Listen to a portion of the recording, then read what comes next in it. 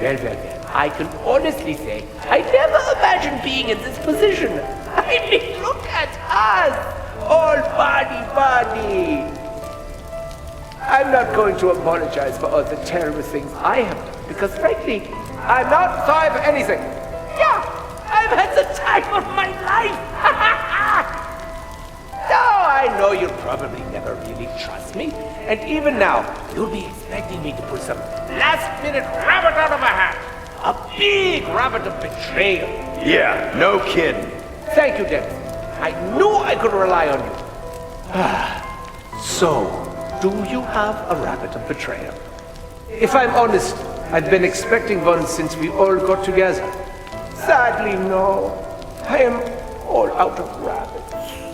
But all good things must come to an end. As the old Dark Ether saying goes, you're all out of rabbits. Was them or me? Do you know what that means? It means no more escapes. This time, no one gets out alive.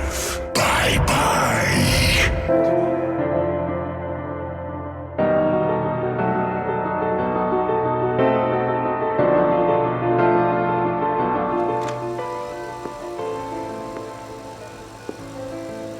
Weaver. Hello, Sam. You look serious. My colleagues tell me you've not exactly been cooperative. Or forthcoming. Instead, you've been evasive. Obtuse, even. Ain't that just like me? This isn't a joke, Sam. I'm worried about you. We all are. After what I've been through, do you honestly think I'm joking? Sam. I thought I'd died and gone to hell. I thought everything and everyone I ever knew was gone forever. You've been to hell before, though, Sam. We both have. I was never going to leave you there to die. Like you did the boy. That's not fair, Sam. That was a different situation. We both did all we could. But not enough. He's still dead, isn't he? I can see you're agitated, so I'm gonna let you get some rest. I hope you feel better soon.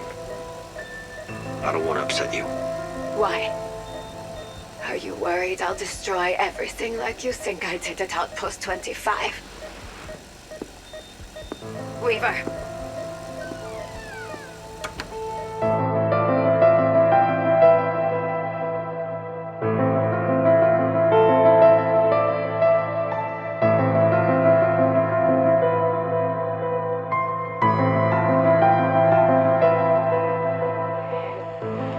I don't know how or why, but I am remembering. I was angry before, and I am so sorry. That wasn't me. If it was, it really wasn't who I wanted to be. I made a promise I couldn't keep. I'm sorry. I'm so sorry. I wish I could have kept you safe. I didn't. Maybe that anger made me do things I wish I hadn't done. I may regret some. Hello? Hello, Sam. I'm not allowed to visit in person, but I just wanted to check in. Before the operation tomorrow?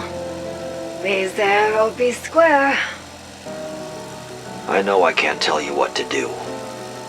You wouldn't listen anyway. But seriously. I know my orders, Weaver.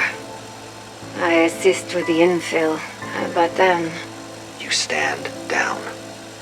You can't risk any mistakes. We both know how badly things can go south if we act impulsively. You're talking about the boy, aren't you? And the mother. It wasn't your fault. It wasn't yours either, Sam. Thanks for calling, Weaver. I'll see you in the morning. Goodbye, Sam. I'll see you soon. Real soon. Weaver wants me to sit this one out, but he's not really calling the shots anymore. Maybe he never was. The director is the one who knows what needs to happen. Maybe he always has. But this is my choice.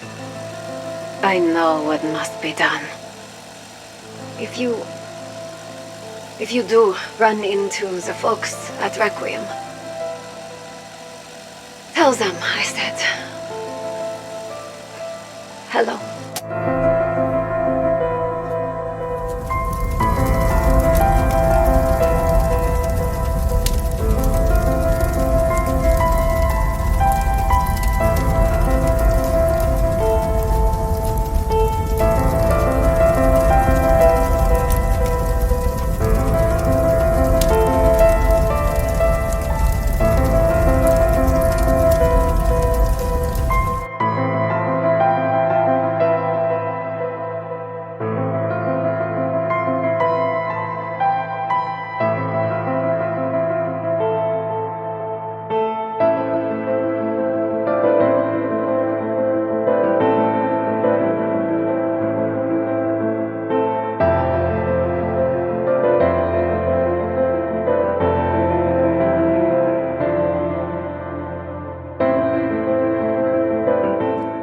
His name was Samuel, and we will forever feel responsible for his death.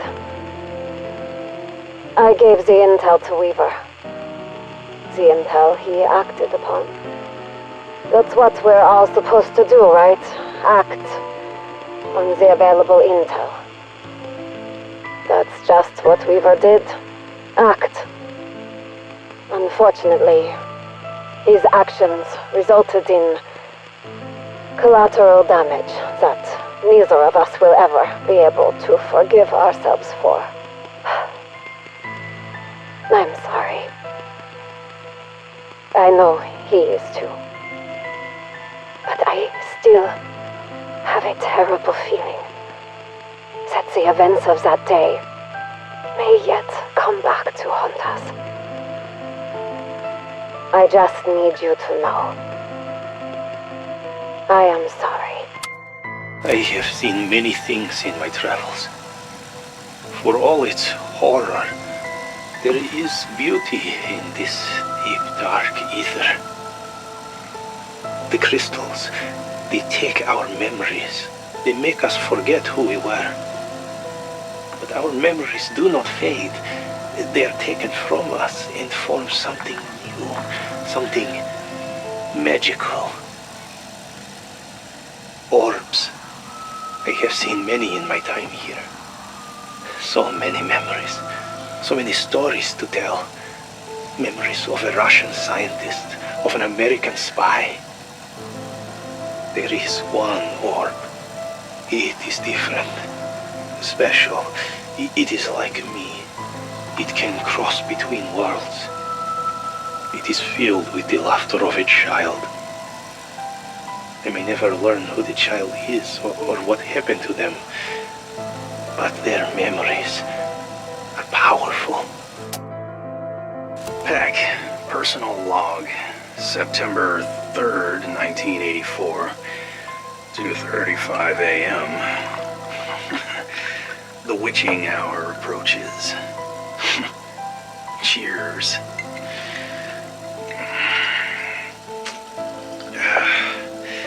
It's been nearly 2 months since my arrival. Work on the inversion warheads proceeds as planned. Operations continue to run smoothly, but... oh, damn it all. You're right, Peck. You're always right. Wait, that's not what this is about. Look, too many sleepless nights. Maybe it's too much time down here in the deep, in the darkness. Man, I could go to the surface, but there are things up there science just can't explain. the demonic echoes that keep tormenting my staff. An ethereal orb that, I don't know, it cries out with the laughter of children. It's enough to drive a man insane. Not that I'm insane. No, I'm holding it together. Nothing to worry about here. Old noggin's good.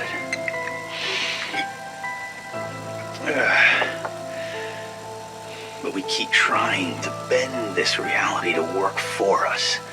We mine and pilfer for resources to build our weapons and warheads. We really have no clue what we're dealing with, do we? I mean, 1 second this place is trying to kill you. The next it's dropping treasure chests out of the sky. Am I crazy or are we vastly underestimating the powers in play?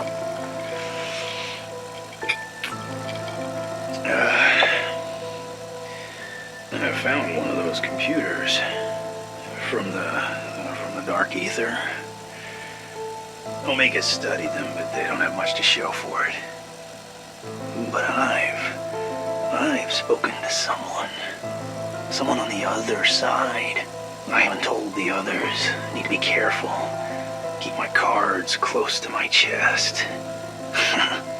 After all, knowledge is power.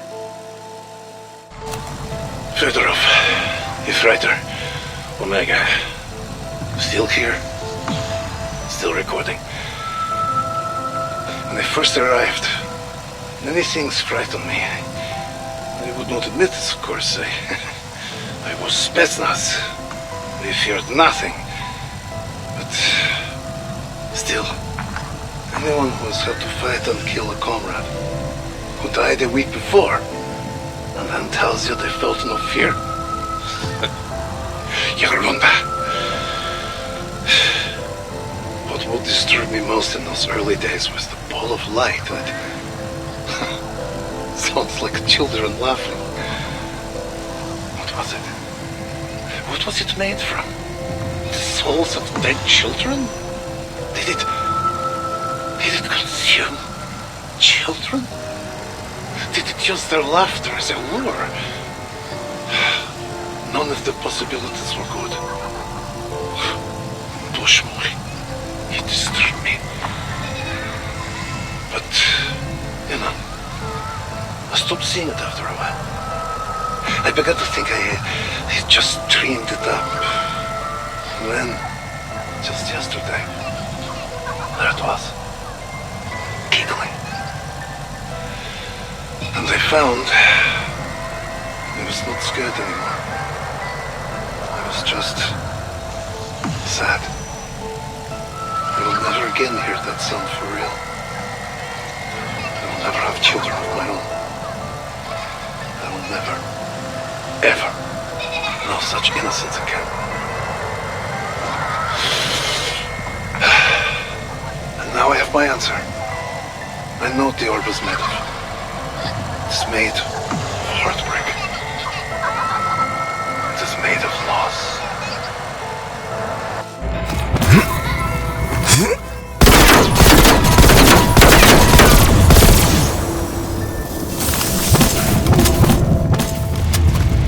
It won't go into the cage. Isn't that just great? Perhaps we need some sort of bait. This orb, it is like a child, yes? Maybe a doll. A toy.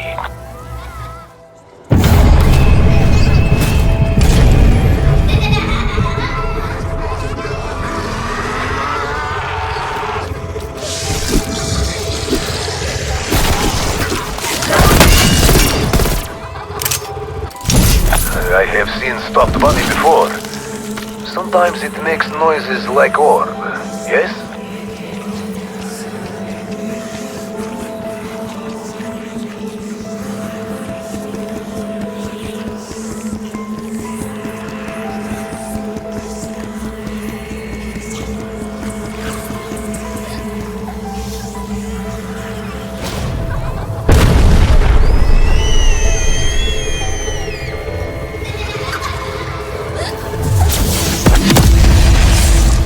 You are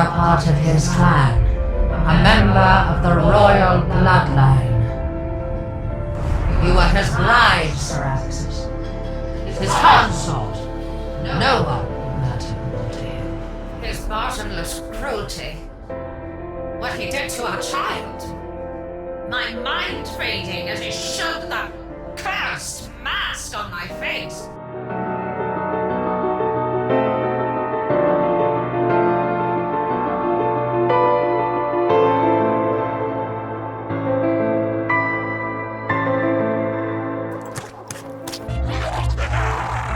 Monkey was a soldier. I looked Weaver in the eye when I was taken to be brought here. He didn't want this. You like him, don't you? Not in the way you think. We just have history. Shared history. Shared trauma. You wouldn't understand. I do understand. In fact, I was very forgiving about the whole thing. I mean, given Weaver's failures and lapses in security, I could easily have had him disappeared. They'll be happy to know that as you saw me go, I was singing this song. We'll meet again. Don't know where, don't know when, but I know we'll meet again some sunny day. We'll meet again, don't know where, don't know when, but I know we'll meet again some sunny day.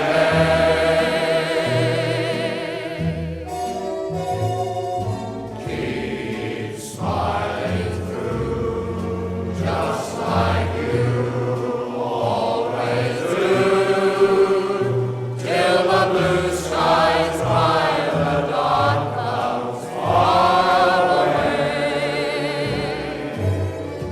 So will you please say hello to the folks that I know? Tell them I won't be long. They'll be happy to know that as you saw me go, I was singing this song. We'll meet again. Don't know where, don't know when, but I know we'll meet again some sunny day.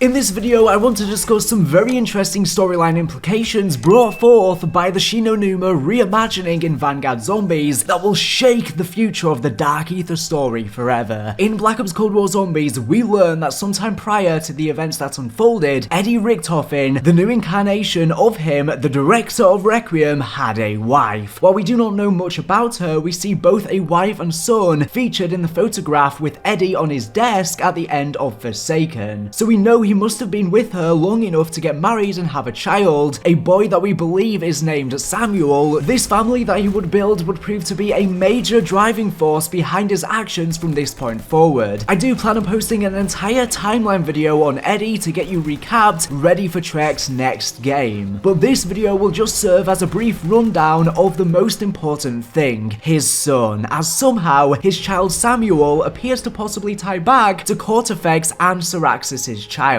We learned in Black Ops Cold War Zombies that sometime after 1979, Samantha is contacted by Gregory Weaver. He has a target and needs intel from her to find them. This target was seemingly none other than Eddie himself. Why exactly he was a target for America, we're not exactly sure. What did he do? Again, we're not exactly sure. But nevertheless, it's theorized that he may have had a kill order on his back. It is worth noting at this point that in my earlier storyline video, going over every everything that happened in Black Ops Cold War Zombies, I suggested the following events took place in Iran, since that is where Samantha and Weaver originally met. However, as new story information has come to light, and we have had time to dwell on it, it seems more likely that this is not the case, since we know that Samantha leaves Iran with Weaver and presumably goes back to America in 1979, and this takes place after that. So as we go forward, keep in mind that these events may have actually taken place on American soil, contradictory to what I stated in my prior video. You have to bear in mind that sometimes when we talk about storyline information, it is just theory based, and of course it can be wrong, and Trek do like to leave things up to interpretation until they get confirmed at a later date so we can speculate. Samantha gives Weaver the intel on his location and informs him that the target's son will be out of the house and with his mother, giving Weaver the time he needs to accomplish his mission. Weaver goes to take out his target, but something goes horribly wrong. Weaver, after believing he had succeeded in his assassination attempt, began to burn down the house behind him to cover his tracks. It was at this point, however, the failure in his intel was made clear to him. As he fled, he realized his intel was only half correct. The target's son was with his mother, but both of them were still inside the house. He ran to Sam's apartment and spent the rest of the night crying in her arms. Samantha says she expects this night will come back to haunt the both of them. If this target was indeed AD, like I just speculated, it explains the scar along his throat that you can see on his Cold War Zombies medal, as well as the other injuries on his face, and also what happened to his wife and son. They might have both perished. He then sneakily managed to weave his way into the director position at Requiem and handpicked Samantha and Weaver and the rest of the crew and proceeded to put all of the events of Cold War Zombies in motion. Maybe Eddie likely chose to use the knowledge of the Dark Ether that he had, since he used to be in control of the Ether in the old Ether story, and he used this knowledge to save his son and sent him into the Dark Ether to manifest as an ethereal orb.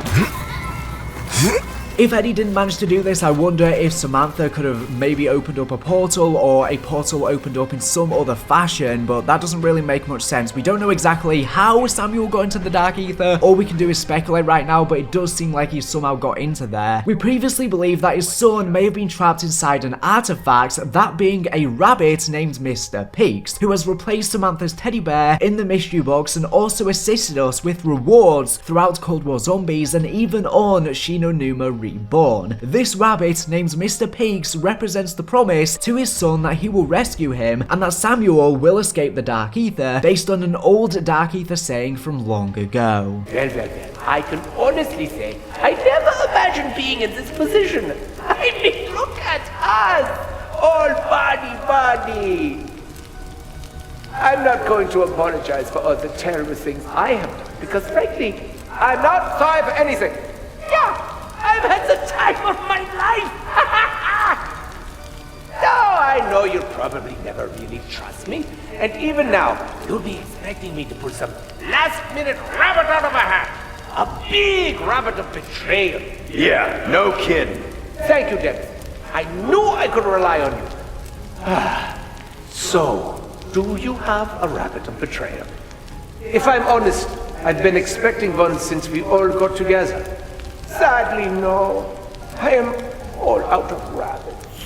Ultimus Richtofen claimed he was all out of rabbits when he didn't have a last-minute moment of betrayal in the ending of Tag der Toten, where they all had to die to reset the universe. The Forsaken is aware of this infamous saying that has clearly echoed throughout the Dark Ether. But all good things must come to an end. As the old Dark Ether saying goes, you're all out of rabbits. Was them or me? Do you know what that means? It means no more escapes. This time, no one gets out alive. Bye-bye. Now it seems that Richtofen does indeed remember this, but this time he does have a rabbit in his hat. This rabbit could be the key to Samuel's survival, keeping him safe in a dark place, and the note describing this just so happens to be burnt, just as him and his mother apparently were. Mr. Peaks is described as living in the boy's hat, and we even see an emote showing Mr. Peaks being pulled from a hat. So this has to be a reference to the quote from Ultimus Richtofen. So what exactly is Richtofen's grand scheme that he Eddie's waiting to pull from the hat. And we know that Mr. Peaks has been described as keeping the boy safe in a dark place, that being the dark ether. So here's the thing, what if the rabbit, Mr. Peaks, is actually Cortifex and Syraxis' child and not Eddie's son? Mr. Peaks is present in the mystery box in Vanguard Zombies well before the events of Black Ops Cold War and before Samuel seems to have been sent into the dark ether. This means that Mr. Peaks can't be anything to do with Samuel himself, although he might be keeping Samuel safe. It's not Samuel itself, it's not his dark ether artifacts like we previously thought, as it's been in the dark ether since Vanguard Zombies. This would be a big plot twist and would make a lot of sense. Two children,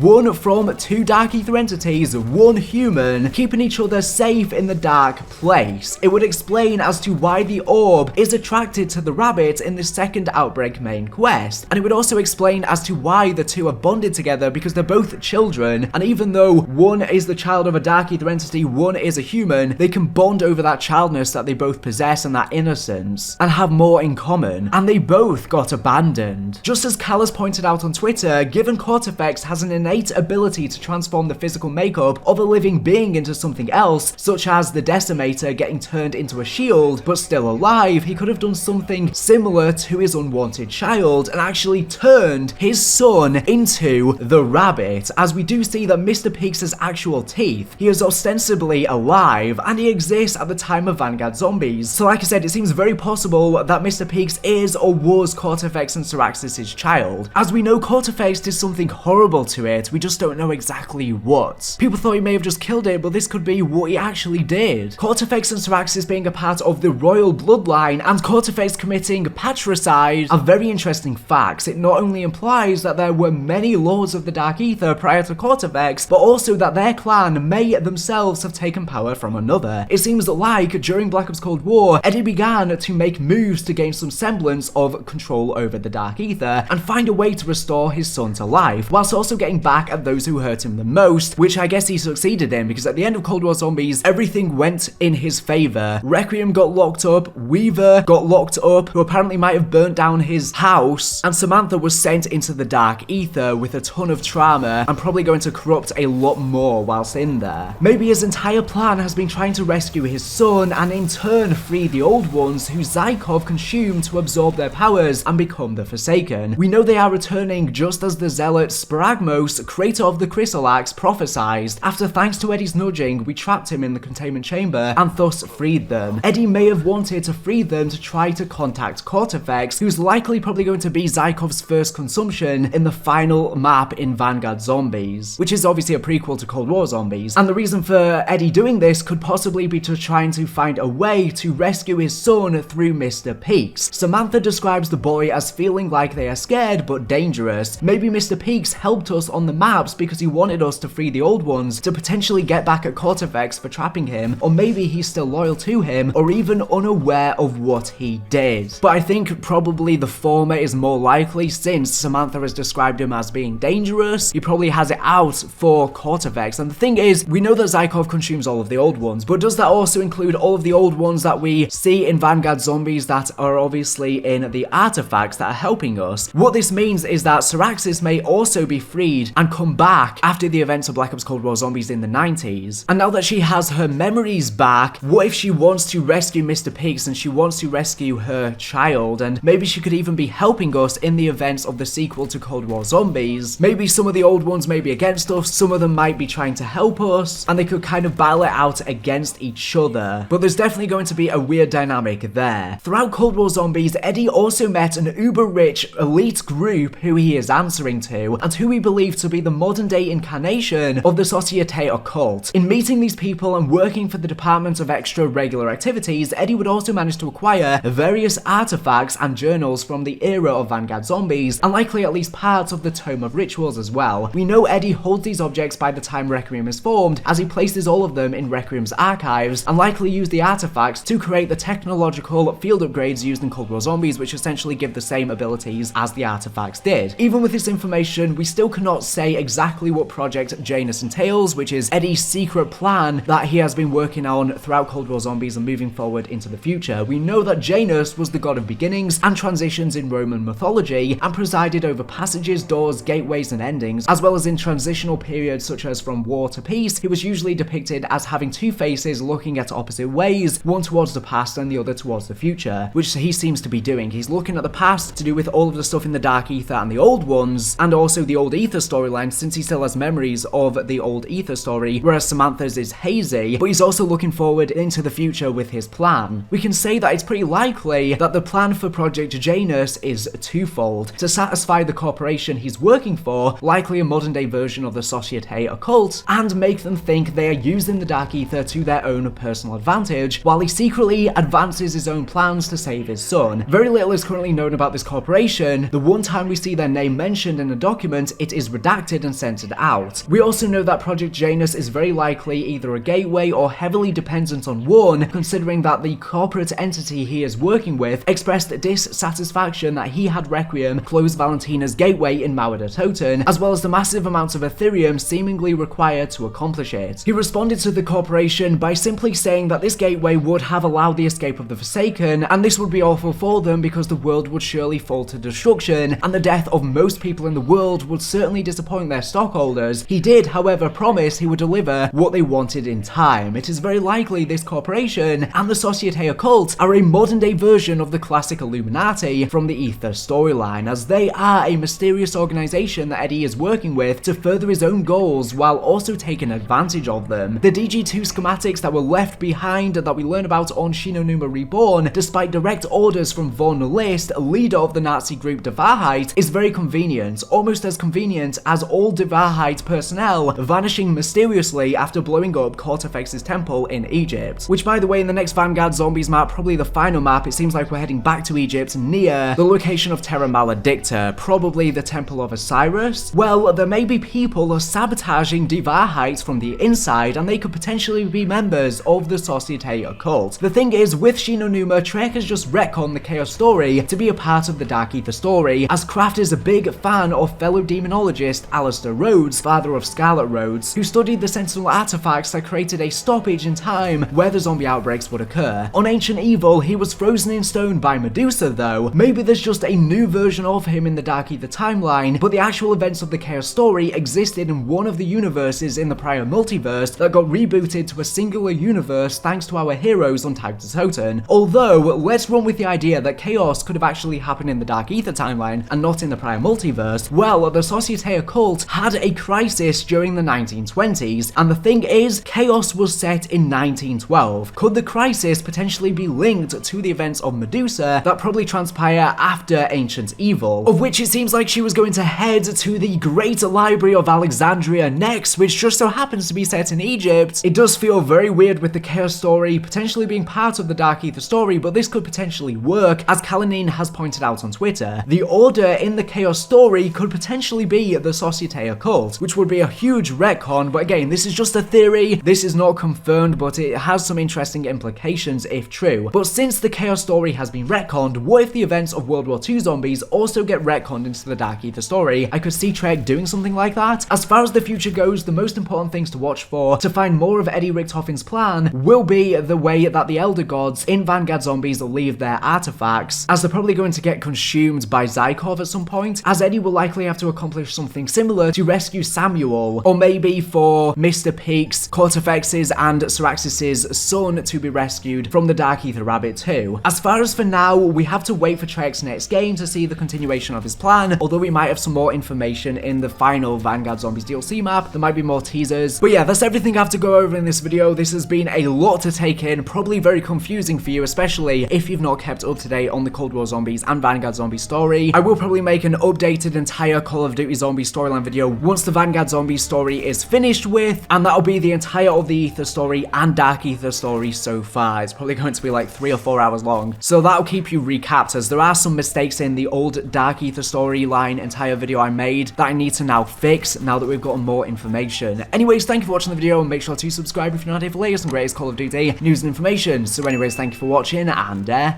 bye.